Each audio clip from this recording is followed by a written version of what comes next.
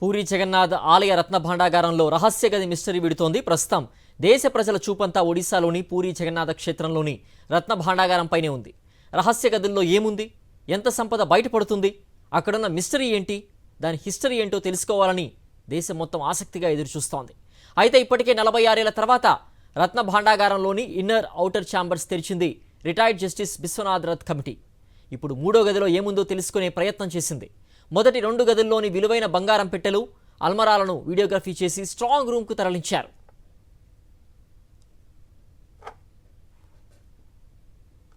అయితే మూడో గదిలోకి సొరంగ మార్గం ద్వారా వెళ్లాల్సి ఉండడం, ఆ మార్గం గురించి ఎన్నో అంశాలు చర్చలో ఉండడం మరింత ఉత్కంఠను పెంచుతోంది.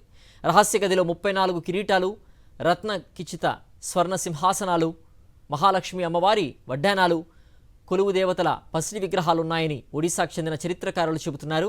ఆ గదిలోకి సొరంగం నుంచి వెళ్లాల్సి ఉంటుందని, దానిలో విలువైన సంపద దాచిపెట్టారని అంటున్నారు. బ్రిటిషర్ల హయాంలో 1902లో ఈ సొరంగ మార్గం అన్వేషణకు ప్రయత్నించి విఫలమయ్యారని గుర్తు చేస్తున్నారు.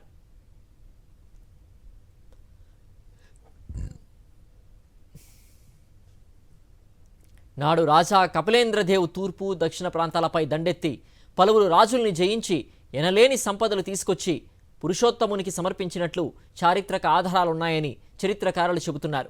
తర్వాత పురుషోత్తమ్ దేవ్ హయాంలోనూ స్వామివారికి అపార సంపద సమకూరిందన్నారు. ఆ సమయంలో రత్న భాండాగారం దిగువన సొరంగ మార్గం తవ్వి ఆభరణాలు భద్రపరచడానికి రహస్య గది నిర్మించారని చెబుతున్నారు.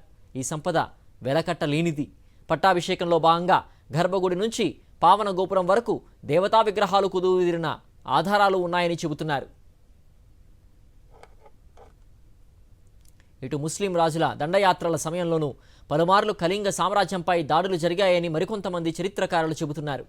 ఆ సమయంలో స్వామివారి సంపదల్ని కాపాడేందుకు నాటి రాజు పూరి క్షేత్రం దిగువన రహస్య గదులు నిర్మించి వాటిలో దాచిపెట్టారని అంటున్నారు. శంఖమాకృతిలో నిర్మించిన శ్రీక్షేత్రం ఆవరణలో అనేక రహస్య గదులు, సొరంగాలు ఉన్నాయనడానికి ఆధారాలు ఉన్నాయని చెబుతున్నారు. వాటిని ఎవరూ ఇప్పటి వరకు కనుగొనలేకపోయారని అంటున్నారు. రత్న భాండాగారానికి నాగబంధం, విషసర్పాలు కాపలా ఉన్నాయనే ప్రచారం జోరుగా సాగుతోంది. ఎందుకంటే గతంలో రాజులు ఈ పురాతన సంపద శత్రువులకు చిక్కకూడదనే ఉద్దేశంతో వాటికి కట్టుదిట్టమైన భద్రత ఏర్పాటు చేసేవారు.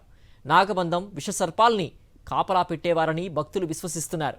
అయితే మొదటి 2 గదుల్లో అలాంటి నాగబంధం, విషసర్పాలు లేవని అధికారులు తెలిపారు.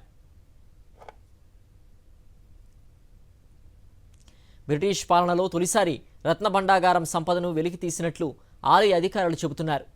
1805లో అప్పటి పూరి కలెక్టర్ చార్లెస్ గ్రోమ్ ఆధ్వర్యంలో లెక్కించిన వివరాల్ని report of the temple of Jagannath పేరిట ప్రచురించారు. అందులో మేలిమి బంగారంతో తయారు చేసిన ఆభరణాలున్నాయని వెల్లడించారు. వజ్ర వైడూర్యాలు, రత్నాలు, కెంపులు, మనులు, ముత్యాల వంటి వాటిని అలంకరించిన ఆభరణాలున్నాయన్నారు.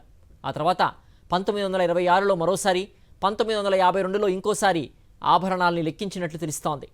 బాహర్ బండార్ అంటే బయటి గదిలో 150 స్వర్ణాభరణాలు ఉన్నాయని రికార్డ్స్ చెబుతున్నారు. లోపలి గదిలో 180 రకాల స్వర్ణాభరణాలు ఉన్నట్లు తెలుస్తోంది. వీటిలో కొన్ని ఒక్కొక్కటి 100 తులాలకు మించున్నట్లు ఆభరణాలున్నాయని తేలింది. ఒడిశా ప్రాంతాన్ని కేసరి, గంగ వంశస్థులు, సూర్యవంశం, భోగి వంశాలకు చెందిన వారు పరిపాలించాలని చరిత్ర చెబుతోంది. దీంతోపాటు నేపాల్ చక్రవర్తులు కూడా జగన్నాథుడి సేవలో తరించి కానుకలు సమర్పించినట్లు ఆలయ ఆధారాలున్నాయి. పురాణాల ప్రకారం ఇంద్రద్రుమ్యుడు ఆలయాన్ని నిర్మించినట్టు తెలుస్తోన్న ఆధునిక చరిత్ర ప్రకారం 12వ శతాబ్దంలో పూరి ఆలయ నిర్మాణం జరిగినట్లు ఆధారాలున్నాయి. ఆ తర్వాత ఆయా వంశాలకు చెందిన రాజులు, చక్రవర్తులు, ప్రభువులు అనేక బంగారు, వెండి, వజ్ర వైడూర్యాలు, సాలగ్రామాలు కానుకలుగా ఇచ్చినట్లుగా ఆలయంలోని శాసనాలు చెబుతున్నాయి.